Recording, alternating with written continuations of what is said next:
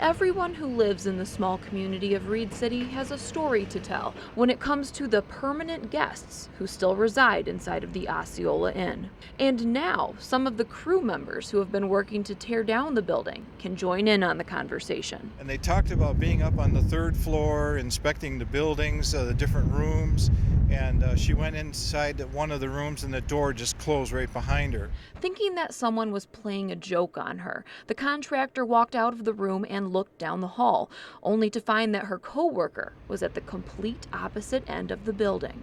But that wasn't all. That same contractor also reported feeling a dark shadow moving in front of her in the basement, something another worker also experienced. He was in the basement, he was doing some work there, and again, this dark shadow just moved its way all around him and just moved off into the distance and disappeared.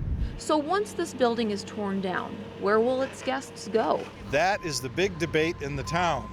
Some people have suggested that the Pierre Marquette restaurant is very close, so we've told Deb to be ready. And Deb says she's more than ready because one of the hotel's most popular residents, Audrey, has already made an appearance at her restaurant. My electric knife sharpener was on, and it was off the night before when I left.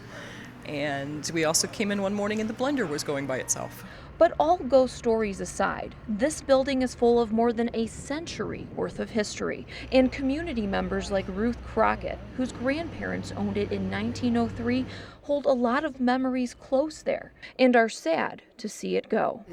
It was wonderful. We had many good times here. Mother and Dad ate here many times, and it was a very pleasant place for us.